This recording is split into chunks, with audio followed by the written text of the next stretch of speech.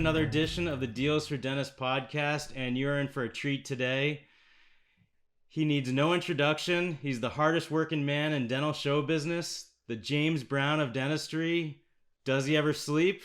I don't think so. He's one of my heroes, the man, the myth, the legend, Dr. Howard Ferran, DDS, and BFG. Thank you so much for joining the Deals for Dentists podcast, and it's an honor to have you. Hey, it's an honor to be on your show. How are you doing? I'm doing great, and this is actually surreal right now for me to be interviewing you. I'm so excited, and I had so many questions I want to ask you, and mainly I wanted to ask you some questions about you and your practice, and also how you can help the young dentists out there. And I have so many questions. One of the first questions I wanted to ask you, the first time I'd ever heard the word comptroller was when the ex-disgraced Governor Eliot Spitzer, got caught with the whole socks on and prostitution scandal, and then he resigned from governor, and then he campaigned to become the New York state comptroller.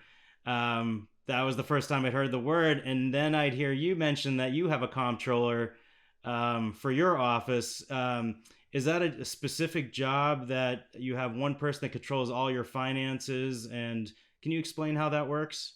Yeah, and first of all, you have to know your costs. I mean, you have your cost, your price minus cost equals profit.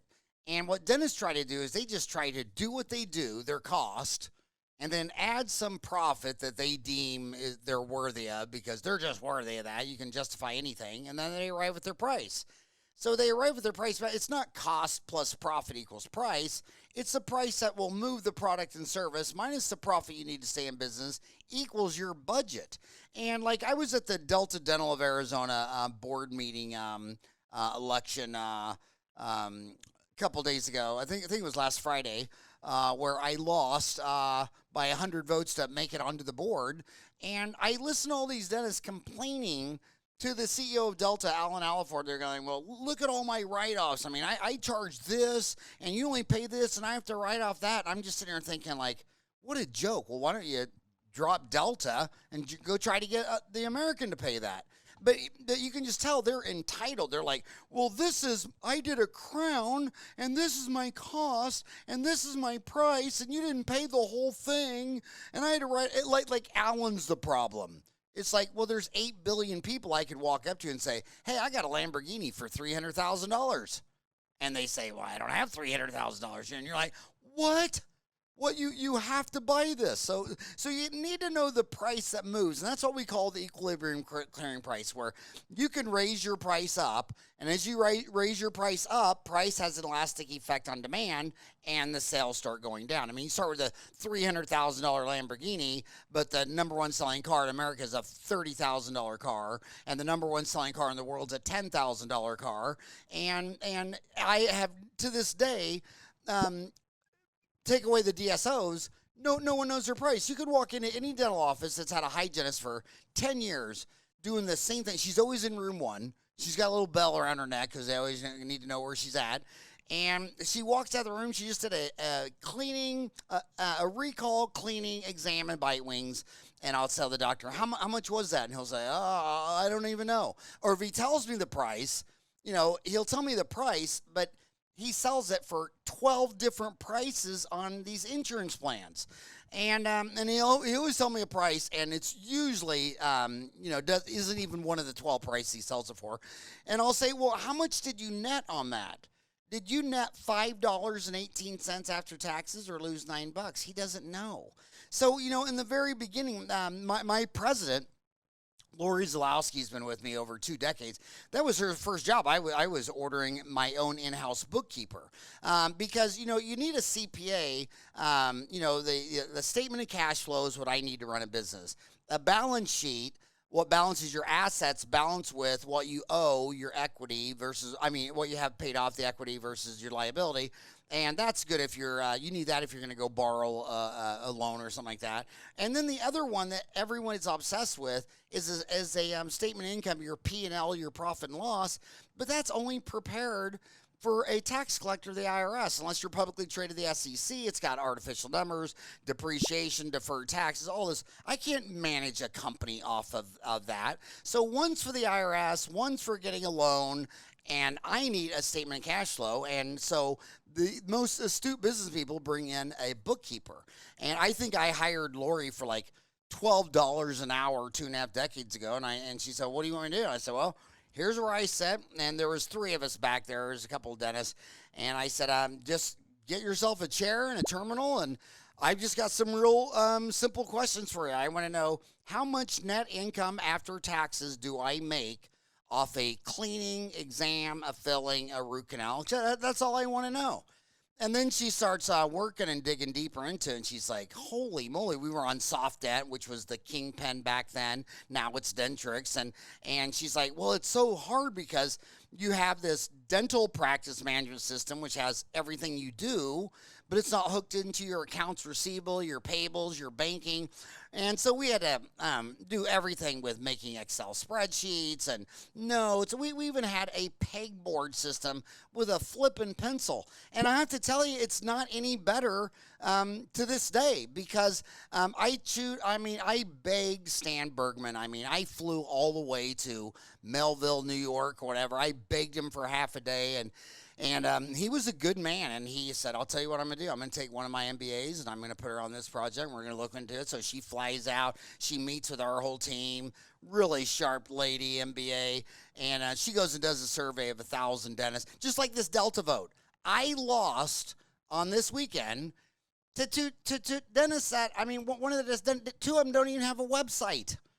It's like, I don't care. It's not my way or the highway, but dentists never cease to amaze me how every time they shoot a bullet, the first one goes in their right foot and the second one goes in their left foot. She surveyed 1,000 people, 1,000 dentists, and asked them, I had all my wish list, and she had asked them what they wanted. Changing the font size was like number 1. Changing the color of their notes, voice-activated perio. And I read that list, and I just said to myself, Howard, you've got to keep lowering your expectations of what you expect your fellow colleagues to do. Because at the end of the day, they're just humans. They just want supper. They want to go home and eat some pizza, watch a ball game. I know I take this serious as can be. And people, so dentists are, they're crazy. They don't want a dentist with an MBA sitting on the Delta board. 300 people voted for this one person and 200 voted for me. It's like, all right, I hope they serve you well. I'm not saying anything's wrong with anybody, but I just come with an astute dental business. That's the fork in the road. Dentistry, in my mind, has 2 components. It has business and dentistry. And if you take away the business, you don't have dentistry. I could go out there and sell a root canal billet and crown for $1 million and no one would have access to oral health. So you got to so there's a lot of moving parts in this thing. And I would start, and every dentist I know pays all this money to a CPA. They're like, this guy's the best guy ever. He's the best. In fact, he specializes in dentistry. That's the best move, is to get someone that only does dentistry. But even those guys, I'll say, okay, well, you just did a crown in that room. You're in there an hour and a half. How much money did you net? They had no idea. And it could be solved in 8 seconds. I switched from soft dent to open dental only because it's open. You can actually, and that was started by a dentist in Oregon who could not believe that Dentrix wouldn't let him access his own data. And then they told him it wasn't his data. He's like, I'm entering all my patients' names and addresses and all that, and it's not my data. And they said, no, it's not. And they programmed all these firewalls to keep him out of there. So that was the birth of Open Dental. And I only went with that because now, if anybody is going to tie Quicken, QuickBooks Pro, and TurboTax. Every dentist wants to know how much taxes they owe. Well, that's called TurboTax. It's owned by Intuit. And Intuit, by the way, Microsoft tried to buy Intuit, and Bill Clinton, you opened up with a joke about the Attorney General and his prostitutes. Bill Clinton blocked Microsoft. Microsoft had Microsoft Word, Excel, and PowerPoint, and he needed accounting for American business. That would have been the most fundamental, foundational earthquake in all of small business of the world. And Bill Clinton blocked it because, I don't know, maybe Jeffrey Epstein told him on the island that it was. I'm dead serious. I mean, the guy is, I mean, everybody talks about one political party being corrupt. I mean, the other one, I mean, it's like a binary star of just complete grotesque corruption. But I mean, that was my saving grace, that Microsoft would buy into it so I could finally know my cost. So here it is, 2020, and I got Open Dental, and I've got my accounting, and I've got Lori's moved on to be the president, Stacy's comptroller, Suzette. I mean, I got, and then I have an auditor come in once a month because we're going through $1 million a month. I mean, you need an auditor to make sure everything's going right. But it's in no better shape. Dentrix, oh my God, they'll never invite me to Utah for one of their users meetings. When I got the invitation, I'm like, they must have hired someone who doesn't even know I exist, because I cannot stand them more than, I mean, they're so bad. And I went there and I thought, whatever, I'm going. And I sat in the front row, and the guy, he opens up for the first 20 minutes. So he goes, no, first of all, we know that 80% of all of our features are never used. So let's just, but we're going to go over them anyway. And it's like, imagine if Hyatt Regency had that, where you go to check in and a lady opens up a screen and there's like 4,000 buttons and all this crap. You need to be able to X out. If I don't use it, you need to be X out all that stuff, because it's overwhelming to some person that gets on there. And then you decide at Hyatt Regency that there's only 8 things you exactly want done. And that's the only 8 things. That's called a process, a workflow. So they call you up. What is your name? What is your phone number? Whatever you decide you need to know. And then you open up Dentrix. And when dentists tell me they love Dentrix, I mean, you might as well just tell me you have a head injury, you're not smart, you're drunk, you're young, you're green. But you couldn't be Heartland Dental running 1,000 offices. I mean, look at Stephen Thorne. He's not even a dentist. His dad's a dentist. And he realized, well, why am I going to go to school 8 years to be a dentist when I can hire one who had 8 years of school for $300 a day an hour? And he went and he bought what he thought was the best one at the time. But he told me, he says, it's shit. It's the best one out there. You're like the least drunk guy at the bar, so you can drive me home. But I just want to take it and have all the rights to it, because then I'm going to hire my own programmers and fix it. And he's been fixing it for 20 years. So those DSOs, they know what's going on, and my homies don't know anything. And that is the Achilles tendon that will kill fee-for-service private practice dentistry, because what they want to do is they want to believe they live in this bubble, that they can just do really good work like they do on their mom, and then add a nice profit that they're entitled to because they're a dentist, and here's their price. And we're in the middle of a pandemic. We're in the middle of, it's beyond a recession. This looks like a full-blown depression. You've lost 40 million jobs. Of those 40 million people, 30 million had dental insurance. We know the number one variable that associates going to the dentist is dental benefits. You're broke. It took 246 years to go from zero to $19 trillion in debt, and now we just passed $26 trillion. The dollar's fallen. All that money's going to have to be paid back. I've never seen I turned 58. This is August 25th, so I guess Saturday. I guess this is Tuesday. This Saturday I turned 58. I've never seen America with this bad of a hand in my entire life. And you're not going to come through this by not knowing your cost. Well, I know what I'm going to do. I'm going to blindfold myself, put Q-tips in my ears, and I'm going to go forward with no awareness of my cost, my prices. I mean, it's just, and you can't fix stupid. You can't fix stupid. You tell a dentist all of this, and he's not even listening to me. He's thinking about TMJ. He's thinking, I wonder where the condyle is. And that's why I love my homies. I mean, they went to school 8 years to work with their hands to help me get out of pain. God dang, I love them. But the one thing they're not is business people. And they even tell you, well, I'm not a salesman. I don't want to sell dentistry. Exactly. You don't want to sell nothing. I love you, but you're a dentist. But you know, they're a challenge. It's so true. You need to know your numbers, especially right now when we're going through this pandemic, and you have to be so careful and know your break even points. And now, have you and your team been happier with Open Dental? Is Oh it yeah, yeah? absolutely, And absolutely. does it integrate with QuickBooks, or not quite there yet?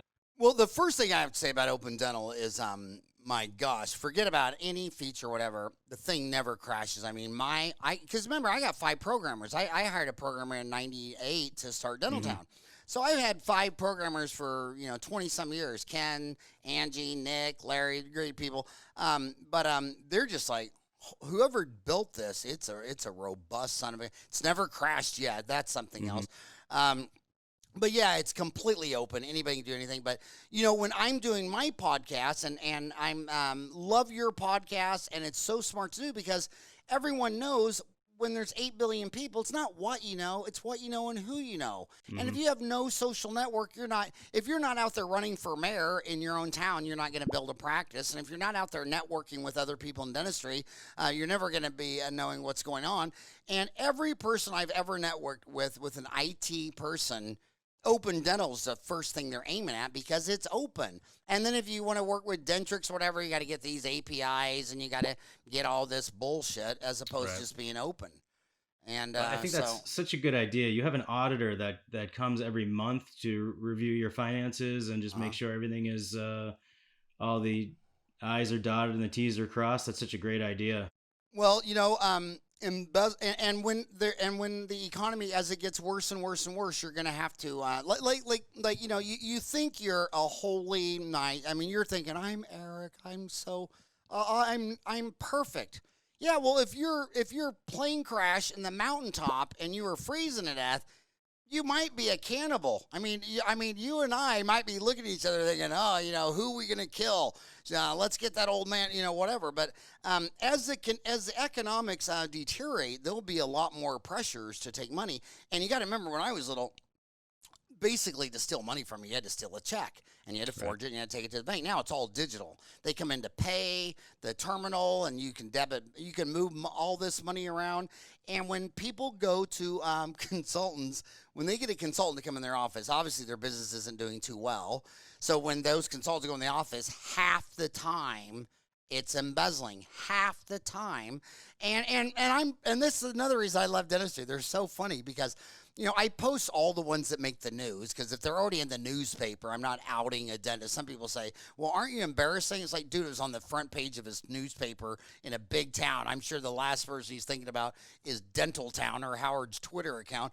But I mean, they usually are stealing like 150,000 a year. This one just the other day stole $8,000 over like 3 years. It's like, how many businesses can you steal 800,000? I mean, if you went and got a job at your local, Dairy Queen or your local Subway shop, do you think you could have stole $800,000 in 4 years? I mean, it's big time money. It's loose as a goose. And these dentists, they'll bank with Chase, but they don't have the Chase app on their phone. Mm-hmm. So what you got to do is break these things up. So, where everybody's embezzling, and it's oftentimes the wife. I have to admit, the dentist is. I shouldn't say the wife. That's bad. I should say the spouse. Even though I don't have any examples of male spouses doing this to female dentists, but I have 20 of women doing this to male husbands. Is the marriage ain't going too good. So she starts moving $3,000, $4,000, $5,000 a month, always out of the country. It's always the Caribbean, Australia, somewhere. It's either Caribbean, Grand Caymans. In fact, Grand Caymans is getting UK's under a lot of flack internationally because that's where all the thugs are hiding their money. And she starts moving $5,000 a month. That makes the marriage a little better. I can put up with you being you for $5,000 a month on the side. And then by the time the dentist finds out, she files for divorce. Mm-hmm. And so, but anyway, so in the dental office, they're moving this around. So what happens is she gets the mail, she makes a deposit, then she makes the deposit. She's getting the mail to make the deposit. She's paying bills. Every time you add a function to her, she can do it all.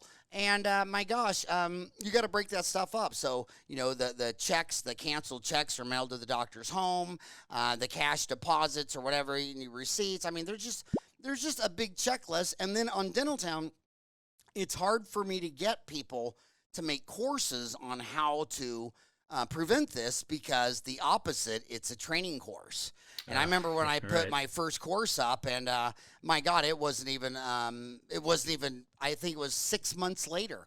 And some guy was like, "Thank you, Howard, for training my receptionist on how to do embezzle. this." Right. And all I say is this: it's real easy to do if you just break up the task. You got to make it so it takes at least 2, hopefully 3. In my office, it's going to take Lori, Dawn, Stacy, Suzette, and my auditor, and me if I can embezzle against myself. I could probably get that drunk to where I'd start embezzling against myself. But so for me, but we're a $1 million a month operation, so it's going to take you 5 people to pull this off.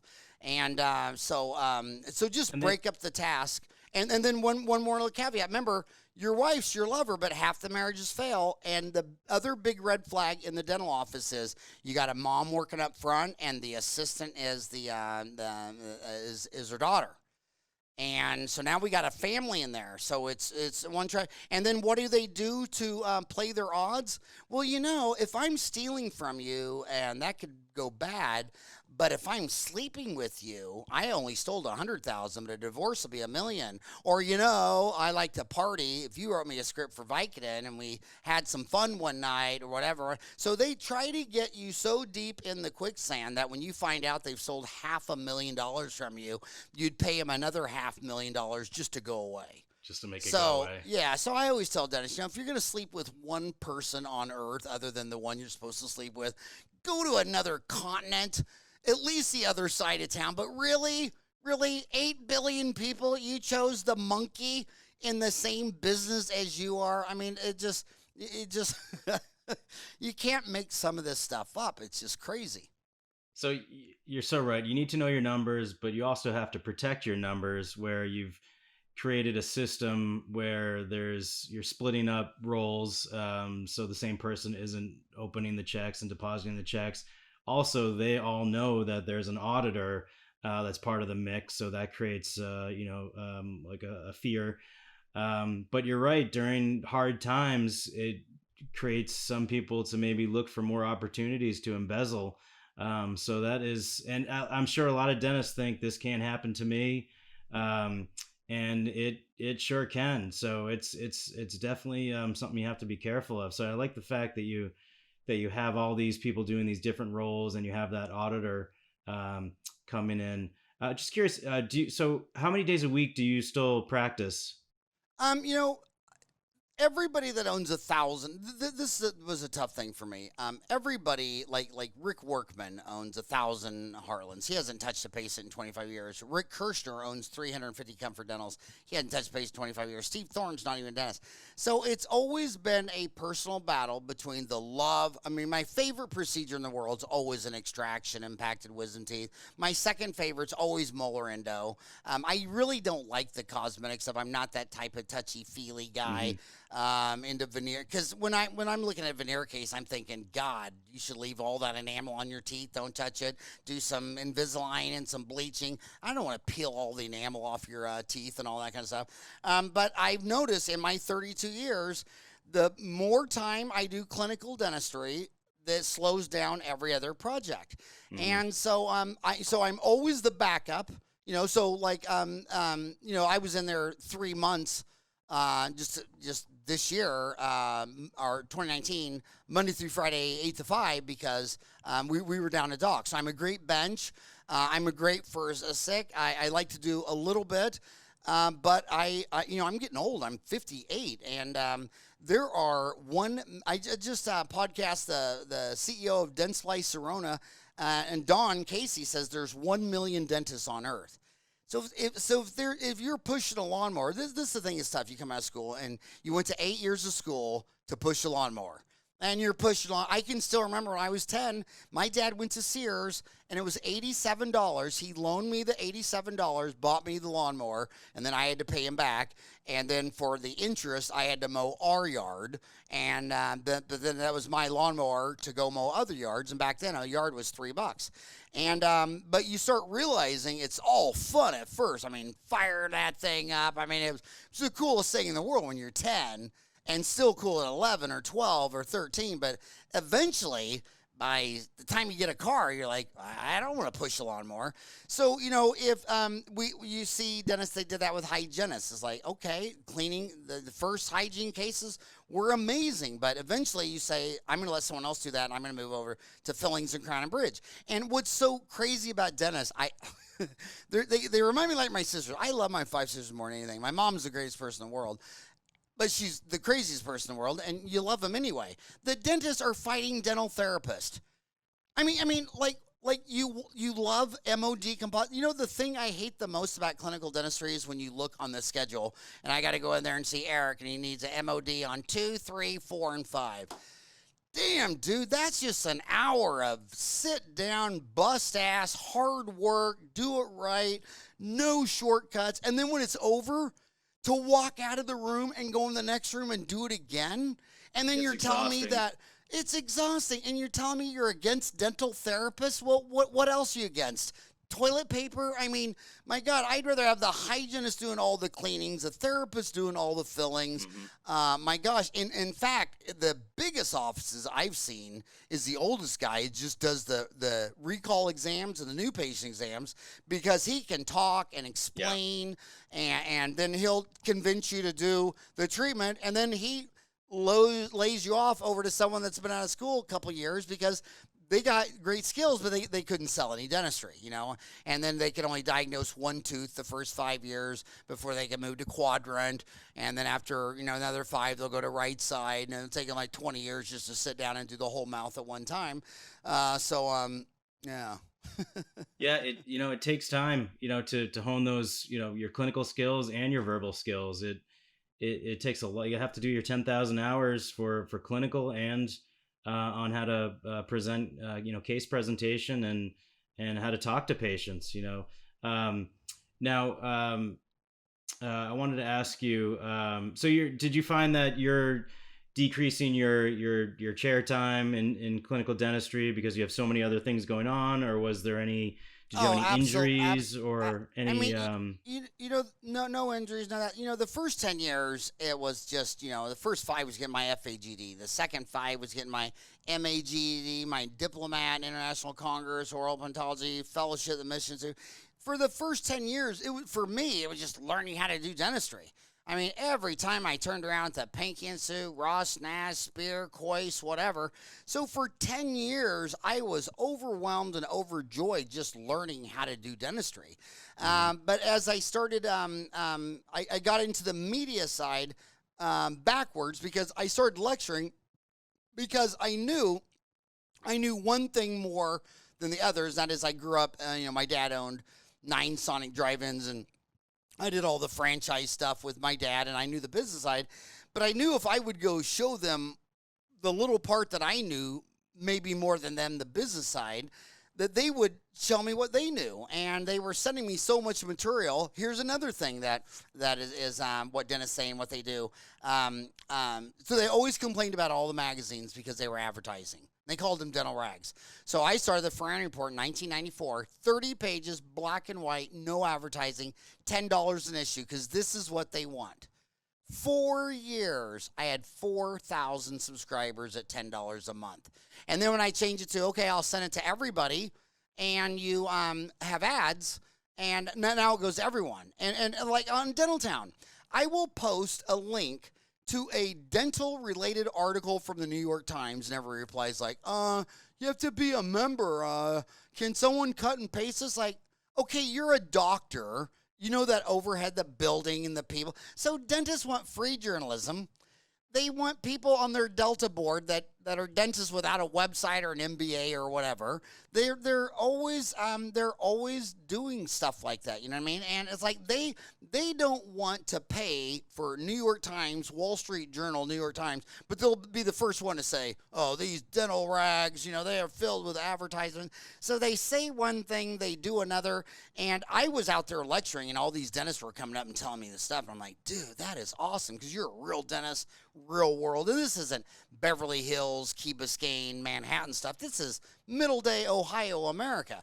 And they'd write it up, and I'd lectured about once a week. So 4 weeks of lecturing, I always had about 30 pages of real people like you sending me stuff.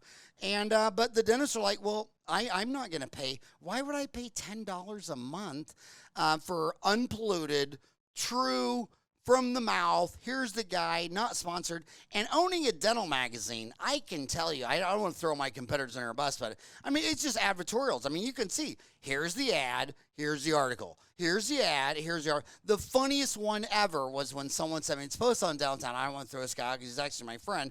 His article was the instructions from the bonding kit.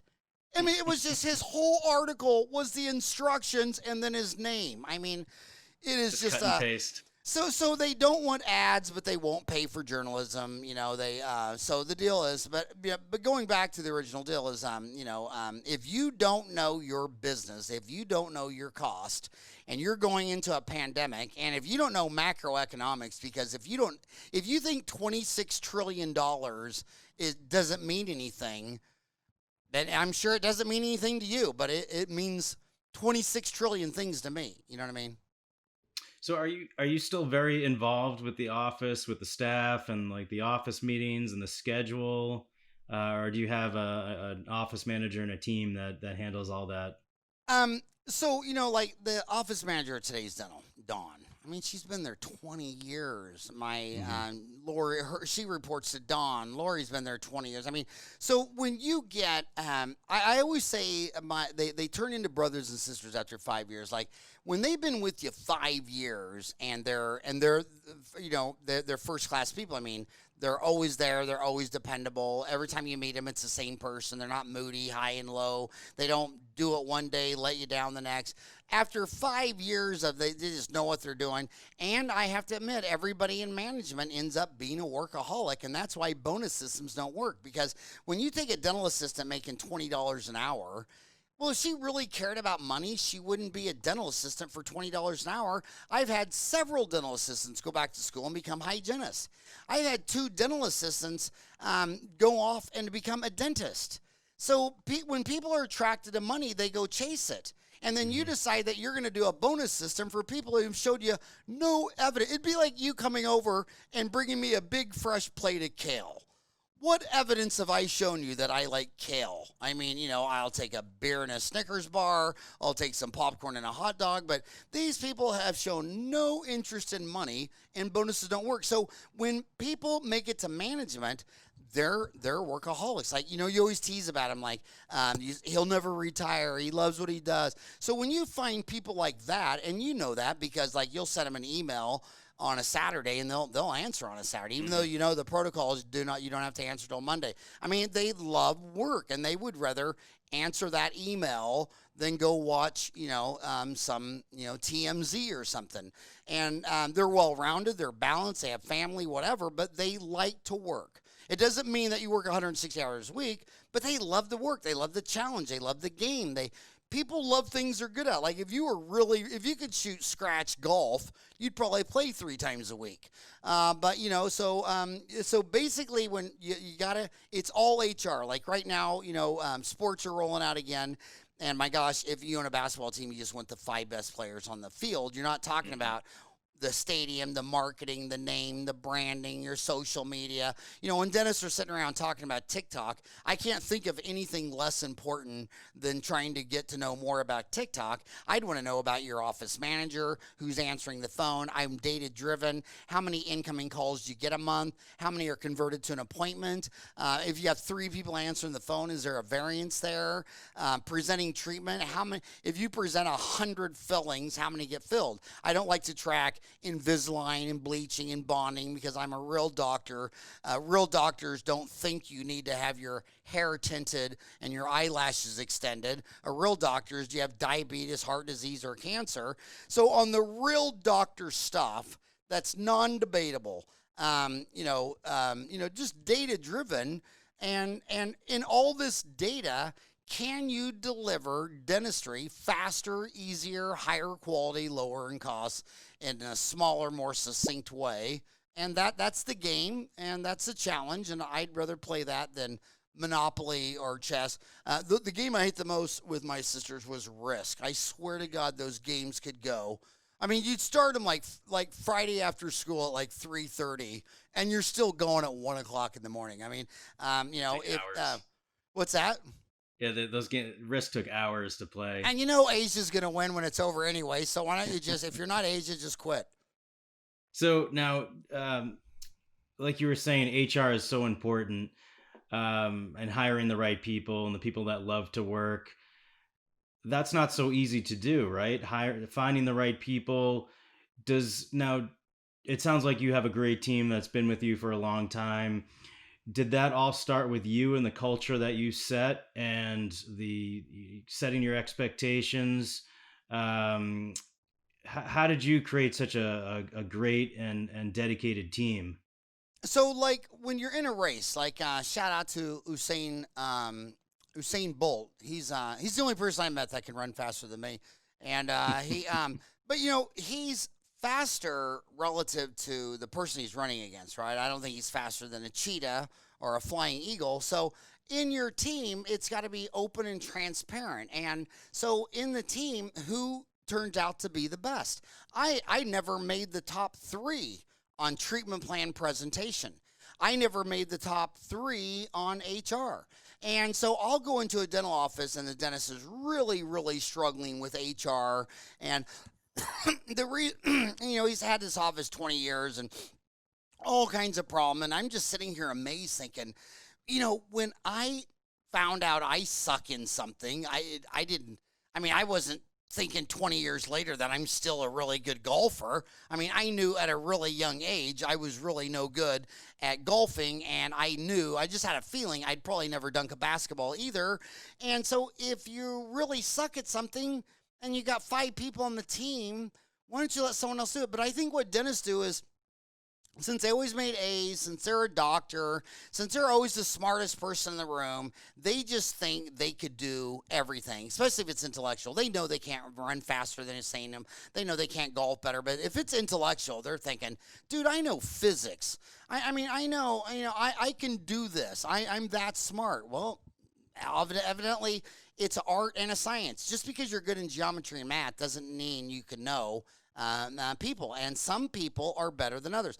I've watched several dentists do interview for a new staff, and I swear to God, the entire interview, the doctor talked about his journey, his office, and I'm sitting there like, how long is this going to go on?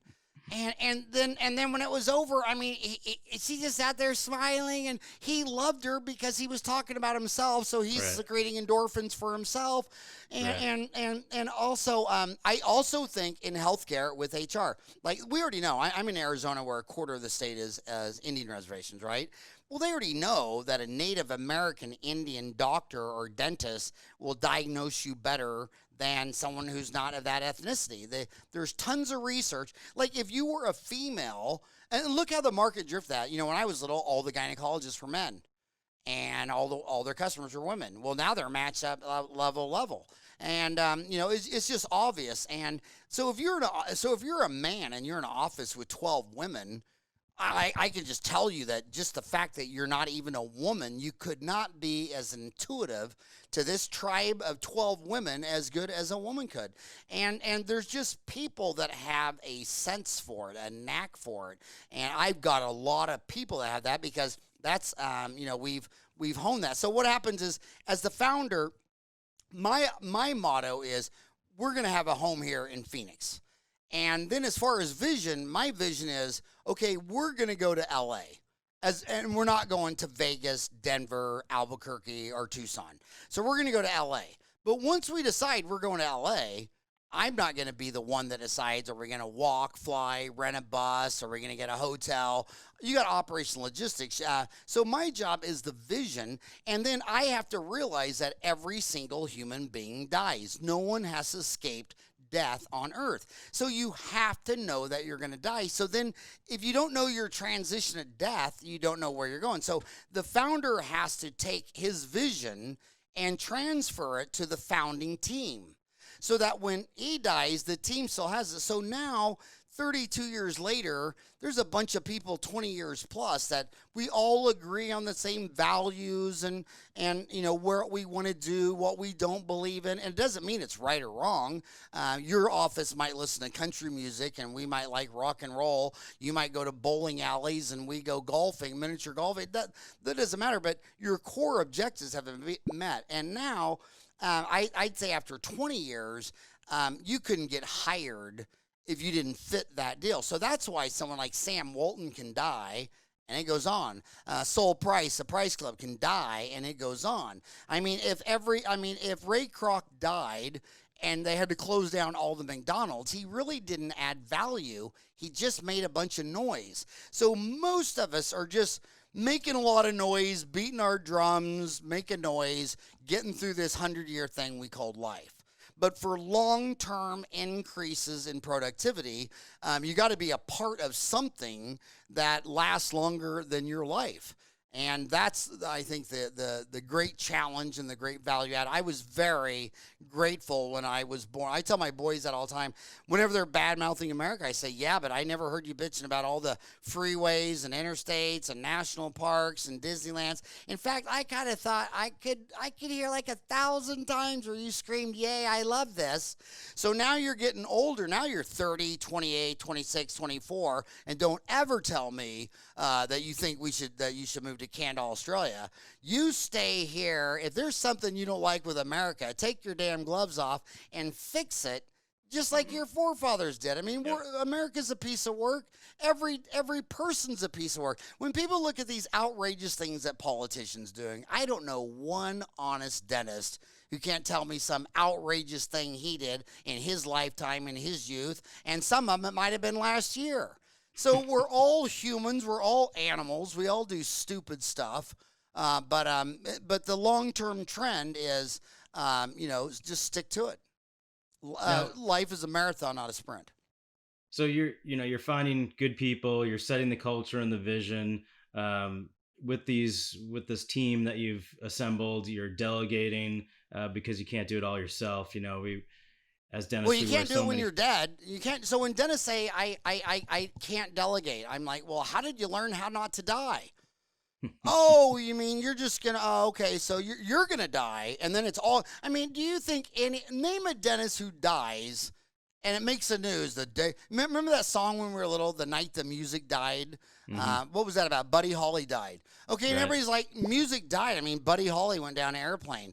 Well, Buddy was a hell of a guy, and I loved his glasses, but he wasn't music, and it's still going on. It's still going. And when Carl Misch died, dental implantology didn't blink. When Brandmark died, dental implantology, it didn't even blink. In fact, the day Ray Kroc died, I'll never forget, the stock actually went up for the day. There wasn't one Wall Street investor that thought that thing was living on his coattails.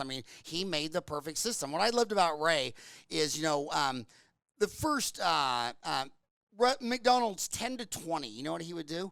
He would go out there and lay the concrete foundation floor flat, get all the employees from the first 10, all the architects have to come out and draw the plans that they designed, and then he wanted to see what the 16-year-old real kids thought of this. And they'd sit there and say, yeah, and that's why every time I get the mold and I turn around, dumbass bumps into me running a pair of fries up, and that's why all the food spills are right here. And Ray's like, exactly. And he got them all together, and he did that on 11, 12. It's all a game about logistics. It's like checkers and chess, same board, same number of pieces, but a different process rules. And dentists, they don't have job descriptions. They don't have processes. Dentrix can brags that 80% of their shit software is never used, but they sure leave it there for clutter and give you no way to X out of all that stuff so you can take someone off the street and ramp them up to be able to answer the phone, check someone in, check someone out easily. You know, I mean, if they're on Dentrix or EagleSoft, I'll bet you my Lexus, I can walk in there, find the oldest person that's used it the longest, and point to one button that she doesn't even know what the hell it is. Yeah. And then you can go to the report generator and it'll prove to you it's never been opened. And Dentrix will clap. Oh, right. We're doing good. And then they'll get all these people that are dentists to write glowing articles for it. And that's why I did the Ferran report without advertising, so you wouldn't have to listen to their hot air bullshit. And the dentists are like, well, I'm not paying $10.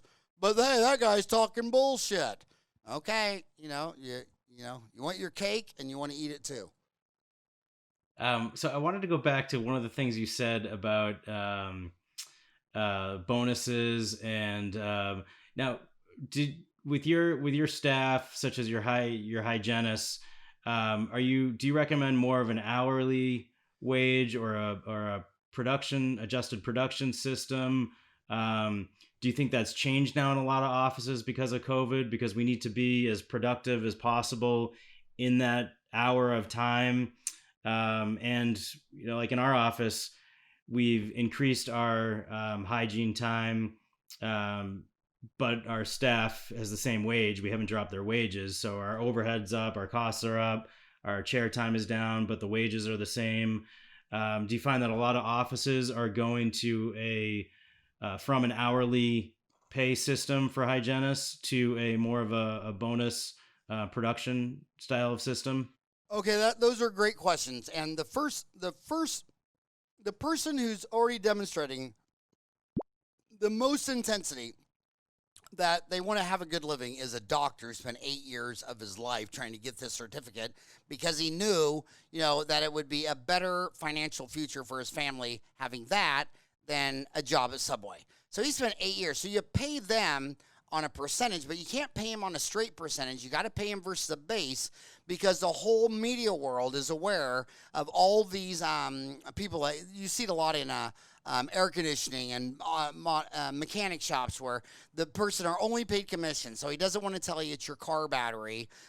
He wants to tell you it's your alternator. And then they have undercover spies that know there's nothing wrong with the alternator. And sure enough, the guy charges you $1,000 to replace it. And sometimes they don't even replace it. So that is a really bad PR baseline motive in a world of internet, social media. So you pay them a percentage versus the base pay for the doctors. Now, the hygienists, we tried this, and we tried paying them bonus and hourly, but their variance is too small. So go back to statistics. I can have half my morning fall apart. But in the afternoon, I get a toothache, and it's a root canal build-up and crown for $2,000. And the next person's a bridge or whatever the hell. The variance is huge. I've had several days where nothing happened in the morning, and I made goal in the afternoon. Mm-hmm. And so the hygienist, if they lose a recall, cleaning, exam, and x-rays, what is she going to do with the rest of her schedule that's all just recalls? There's no variance to make up. So she has a loss. She can't make it up. And it's very demoralizing. I've watched it on Dental Town. We've talked about it since 1999. So we pay them hourly. Now, as far as the bonus, though, that's a great question. The bonus, do you bonus the assistants, reception staff? Yeah, a light one for, okay, I'll give everybody a Benjamin if we collect this, and I'll give them 2 Benjamins if we collect this, and 3 Benjamins. Now, think about this for a minute. This is Benjamins. These are cash. These are things. If you give a dental assistant a paycheck and she has to deposit in her bank, maybe her husband's going to be aware of it. Maybe they've already decided it's got to go. When you give someone a $100 bill or a $200 bill or a $300 bill, that's fun money. That's play. That's morale lifting. She loves it. But if you want to do and we don't take taxes out of that, and people always say things like, well, how do you legally take taxes out? Well, maybe you shouldn't be obsessed with all the rules the mob plays to shake you down and steal all your money. I mean, if your best idea is to cooperate with the mob, then why don't you go work for the mob? I see the government around the world from the beginning of time as the source of almost all the problems, never the solution. And so then when you want to talk about a serious bonus system, that would be to my president, my office manager, in Dental Town magazine, the salespeople, in today's dental, the dentist producers. I would rather give the whole bonus to one office manager who just makes shit happen and it gets done. Because if I have one person that's just, man, loves her job, making bank, I mean, my gosh, I'd rather have that one person than throwing a bunch of ding-dongs and Twinkies at a bunch of assistants and hygienists or whatever. And, Yeah, I could see that system could cause competition and resentment. Let's say a hygienist schedule fell apart, and another hygienist is crushing it in her schedule, and it just could create unnecessary resentment between or competition between and the furthermore, staff members. these dentists, they always talk about bonuses and wanting to build up their hygiene system, and they still can't even tell me how much net income they make after a cleaning exam. In fact, I did the math for one dentist, and it took me like all day because he was asking if he should go from one dentist to two, and his data, is all in charts and it's all, all this stuff. And it took me about the day to prove to him that at his fifth hygienist, he would finally declare bankruptcy. So, he wants to explain, usually when you're in a pit, you should stop digging. When you dug yourself in a hole, stop digging and get out. And dentists don't even know how much you're losing on this procedure. So they say, well, hell, I don't even know I'm losing $10 a cleaning. So let's get two hygienists. And this is where the DSOs, I'm in Arizona. So the governor passed a law that they'll accept any professional license from any state. So Arizona is ground zero for DSOs. 18% of the DSOs are in Arizona. And my gosh, 5 states aren't even 1%. And obviously everyone can see they have better locations, better signage, better marketing, TV, radio, locate. I mean, they're just doing all of that the best. And I think during the pandemic, they're the only ones hiring. So, Dental Town had 1,000 offices for sale in the classifieds for the last 20 years. Now that's gone up to 2,000 because a lot of old people just say, that enough's enough. I'm out of here. And the 5,000 ads for you to come get a job are now only 1,000, and it's only DSOs. So the DSOs are, at first during this economic crunch, you're always worried about who's leveraged and who will run out of cash. And that is still at the front of my mind because the Federal Reserve printed $3 trillion in March. That's the whole meaning of your stock market bubble.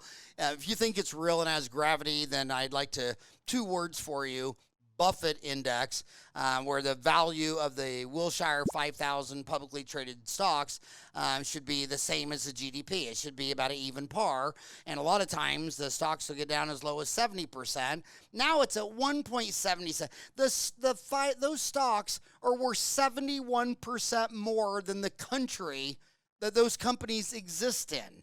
Now, I loved it when Warren Buffett was selling airlines and you had your typical financial clowns on CNBC and all that saying how, are his days over? Is he too old for a new guy? Oh, shut up.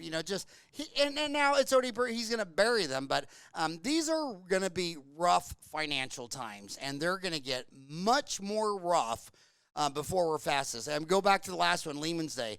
That baby was 2008, and it was a setback for a couple of years. And this one is far worse than that. It's far worse than that. So going forward, without knowing your numbers, without knowing your cost, without making cash king, quit your stupid spending, quit eating out, quit doing all this stuff, and start growing your business. Yeah, it's so important, especially now more than ever, to know your numbers and to live below your means and save cash. Now, have you heard that a lot of dentists that were close to retirement or, were getting, towards the end, that they just said, I'm just going to sell to a DSO? Oh, my God. I'm hearing this from practice brokers. In fact, they're so smart. It was back in December. What was the deal? So December, I spoke to a group of 100 practice brokers, and they were already they were just looking at the math about Hmm. how many old people were wanting to sell, and there was just going to be this huge number of people wanting to sell their practice. Then comes the pandemic, and it all comes down to this: if you never got divorced and you're a 60-year-old dentist in the richest country in the world, you can retire. Now, every time you traded in your wife and split all your money in half and rebuilt it, that pushes back your retirement. But I know so many 60-year-old dentists on their first wife, and they're like, I'm not going to go Yeah. do all this crap, and then they put up for sale. And if you don't want to buy it, a DSO will. So Yeah. the liquidity in the urban areas is pretty much spot on. Now, the rural areas are illiquid because the DSOs won't go there, because the millennials won't go there. They don't have a workforce.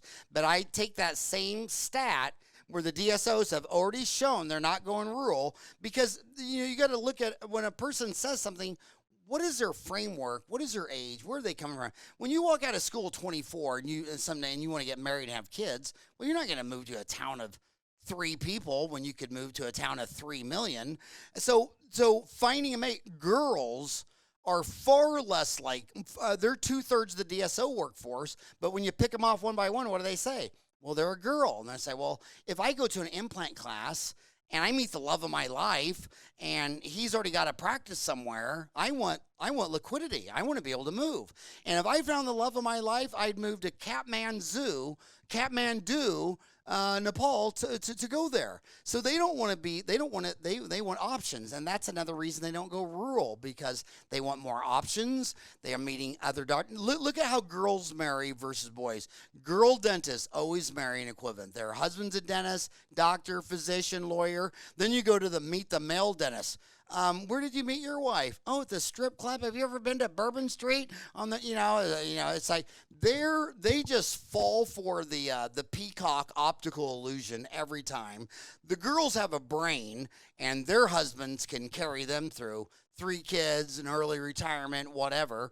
And that's why I tell people in dental school that everything you learn about financial planning, they don't even talk about financial planning. They talk about all this numbers crap. It's like, well, if you never get married, you'll never get divorced. Never have a kid, you'll never have to pay for college.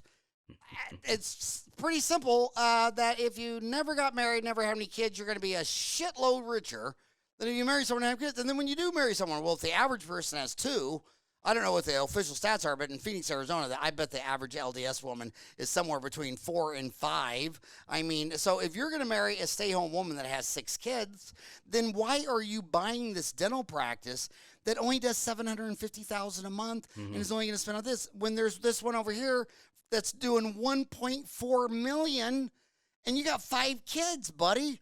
So why? I mean, you wouldn't buy a smaller house with a bigger family.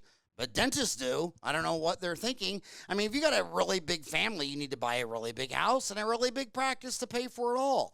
And if you're a bachelor, you could live in your car and you could buy the smallest practice, work 2 days a week. But I'm always talking about income streams. And these dentists who either for some reason just want to make a lot of money, or they've married a stay home that's going to have a boatload of kids, you shouldn't be looking at any dental offices under $1 million, because you've already made a lot of decisions that you're going to burn more than that in cash. Yeah, and I would say, to the the ones that are in school or just getting out of school, that rural is, if they, I would say, go where the work is. Find that job, whether it's rural where they have to drive an hour and commute an hour. Do what you have to do. Work weekends, work nights. Especially when you're coming out with this much debt, you need to get a job and pay those bills. And sometimes rural is the way to go.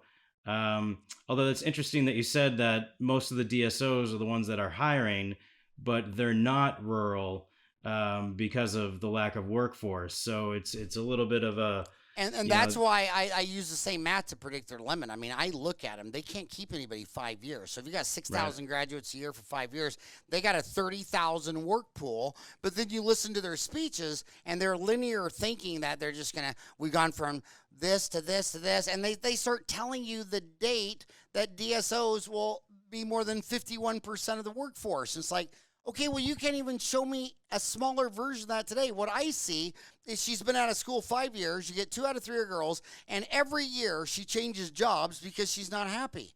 Mm-hmm. And so if you can't if they think they're going to be the next Walgreens, well, I know why they can be the next Walgreens. I remember when I was lecturing in Paris, France, and I realized that when you go to the doctor on your national health insurance and he writes you a prescription, he loads it into your debit card, your card, and then you go to an ATM machine, stick it in there, and a bottle comes down, the pills come down, a label, and I'm looking at this machine, and it's made right here in Scottsdale, Arizona. I'm like, Mm-hmm. no way. And they say, yeah, well, it's illegal here because that's all that trade unions do. The only thing the Arizona State Board of Dental Examiner does is keep your prices propped up. If they went away, you'd have dentists moving in here from Mexico, Asia, India, the whole nine worlds, and the price of dentistry would plummet.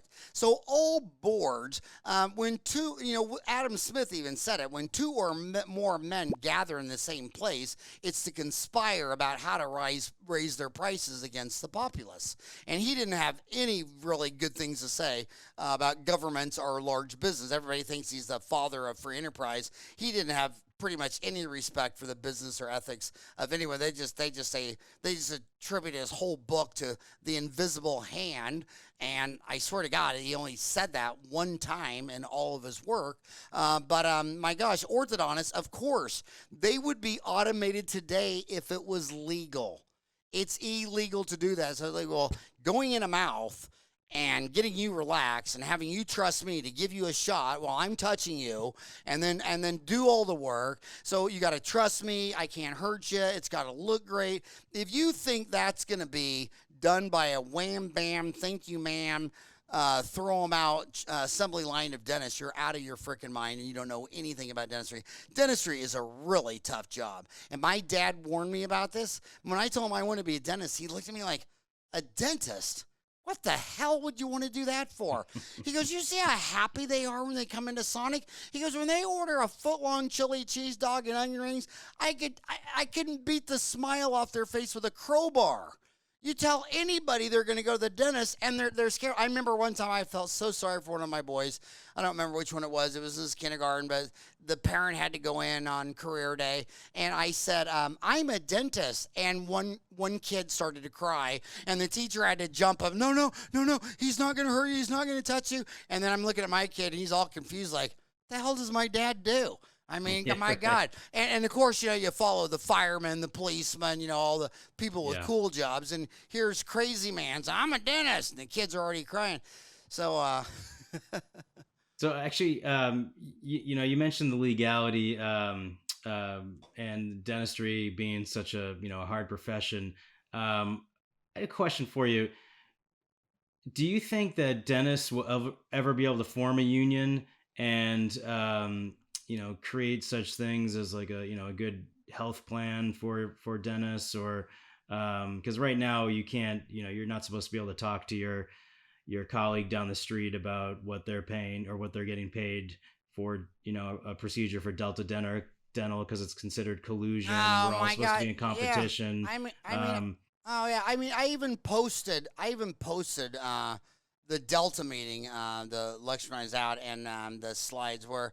But anyway, so here's the CEO, and he's showing you how that you make $9 out of every 100, the most with Delta versus the other 23. But all the other 23, there's no names on them. It's just X, number one, number two. There's no transparency. Whenever there's no transparency, there's a good reason. They don't want you to see their hand. Right. And I'm able to see their hand a lot because there's like 39 different deltas. I've had some of them on the show. And when you're a journalist, I've been a journalist since 1994. A lot of dentists I don't know if they understand that, but I have a media company. I've written a monthly column. So people send me stuff all the time. I have sources, things like that. It's a serious deal. But yeah, well, anything's possible. I mean, France, their dentists have unionized and gone on strike. If you go to Dental Town and type in union, all kinds of people are striking. I'm not saying I believe in that or I'm for that, but that stuff's absolutely happened. But it already is the biggest union. Like, so when Americans talk about unions, first of all, they have no idea what they're talking about. Let me check this. First of all, when Americans talk about unions, they have no idea what they're talking about. The biggest union is for pilots. Well, those guys make 150, 200. The old ones 300,000 a year or more. They always think of the working man, the out there with hammer and nails. The poor people don't have enough money to pay union dues, so they don't have any unions. All the unions only represent the richest workers in their class. And the biggest union in the world, in America, is the healthcare union, where they went to each state and they got the state dental board to be able to be the judge, the jury, and the executioner. Where we have to license the school.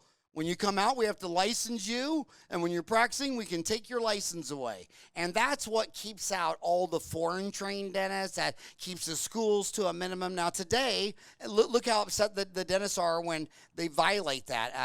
Right there, it's on the PR Newswire that Georgia School of Orthodontics receives approval to double class size, celebrates second graduating class of orthodontic residents. So here is this guy saying, we feel very strongly that the public needs better access to more affordable orthodontic care. We will now be able to educate and train more orthodontic specialists who can provide exceptional in-person care to large patient populations, said Georgia School of Orthodontics Board Chairman Dr. Randy Klunder. Now, he comes from that school. On the same board is Gasper Lazaris, who was the founder of Orthodontic Centers of America. And when Gasper did his IPO for that, he spent a ton of money opening up 3 other ortho schools, because he knew if he's going to employ orthodontists, well, I don't want to if there's just 2 of you, you're going to raise your price. So these guys have been, now I guarantee you, the American Association of Orthodontists out of St. Louis, do you think this is good news to their union or bad news?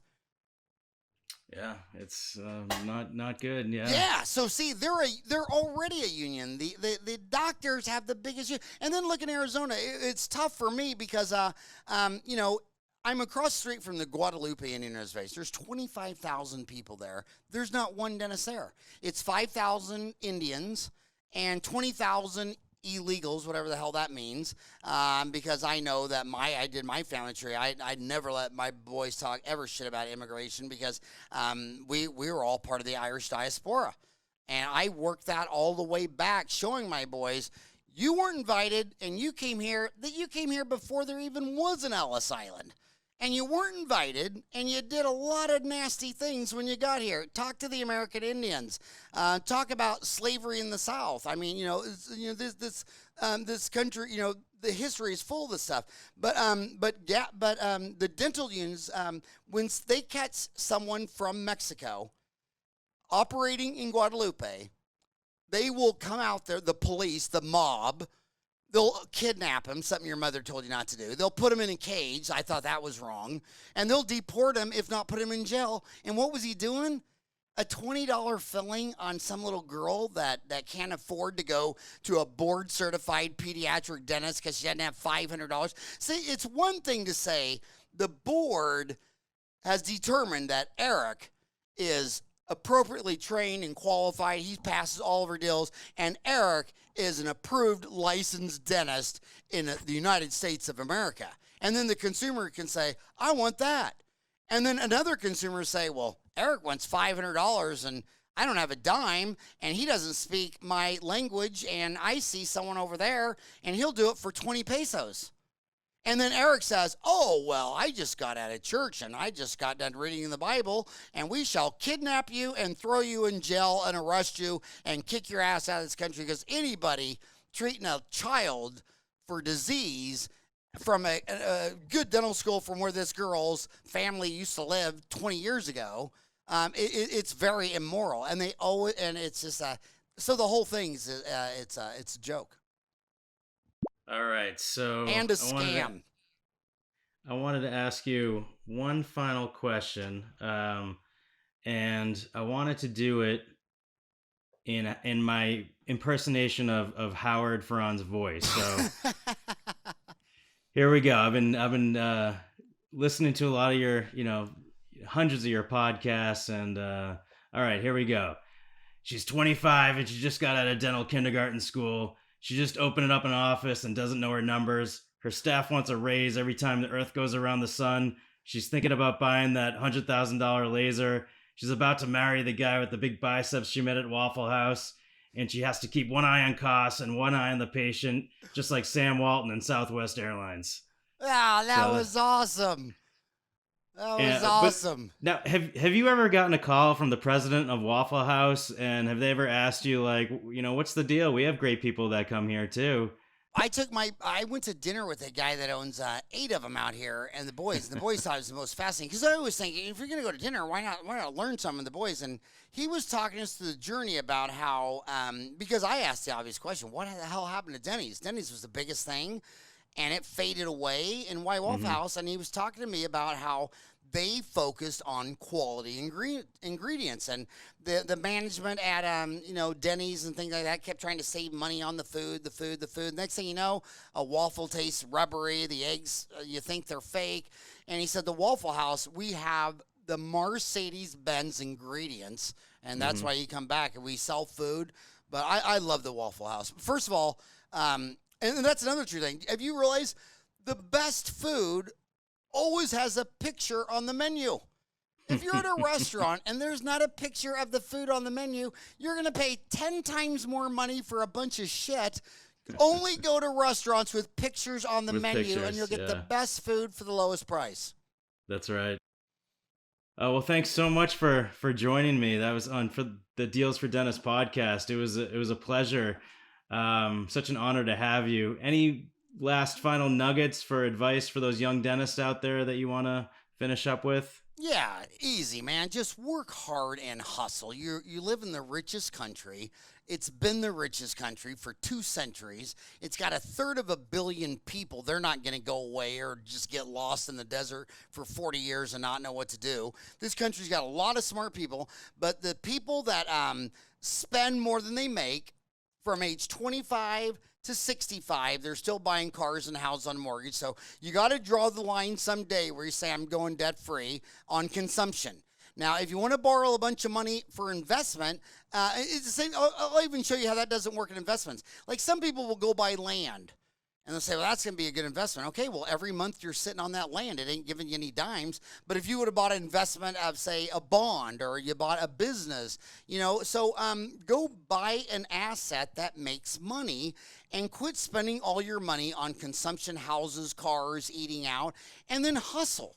I mean, hustle. It's absolutely goes without saying that the people who work the most hours make the most luck. I mean, Edison, it took him 30,000 attempts to make a light bulb. And everybody says, oh, he's a genius. He discovered the light bulb. Well, how many geniuses? How could you be a genius if it took you 30,000 tries? I think we have enough evidence to say Edison was a hard-working, normal man. I mean, Einstein, when he got his Nobel Prize, he took the $1 million and gave it to his wife, who was his cousin, his first cousin, and said, just go away. I don't want anybody to find out. I mean, they're just hardworking people who hustle. There's nothing magic about them. So get out there and work. And if you can work like no dentist has for 10 years, you're going to live like no American has for 30 years. So you're a doctor in America. Work hard, hustle. If you spend money, it's investing in yourself, your business. It's not going on vacations and travels. And if you need a Mercedes Benz, somebody didn't love you. You need validated. I love you. I'll validate you. You have been validated on Dentistry Uncensored. And it was done on dealsfordentist.com. You got validated for half off just because you went for dealsfordentistry.com. But you don't need validated with Mercedes-Benz and all that stuff. Just get out there and work and hustle and feel good about what you're doing. And if you don't feel good about what you're doing, then stop doing it and just do things that make you proud to be you. Work on a better version of yourself every day.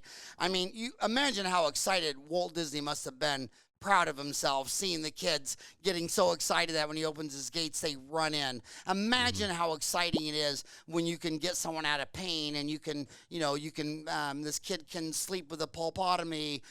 Just feel good about what you're doing. Only do things that make you feel good, and just work hard and hustle. And here's the last thing I'm going to say, that, when you look at someone who's been alive 80 years. They've had good years, bad years. Some decades were better than others. But you know what? This is 2020, And if you were ever going to pick a year to be at your best, it's going to be from right now to the end of 2021. This isn't the time to go find your navel, to give up, to be depressed, to be sad. I mean, if you were ever going to be the best version of yourself, it's right now. You're in the middle of war, baby. You're getting shot at by a virus, the economy, inequality, every sin America's ever done, from the Indians to slavery to inequality and police brutality. And the shit show is going down right now. So the best time to wake up early and be the first one to bed and the first one to rise and give it all you got is right now.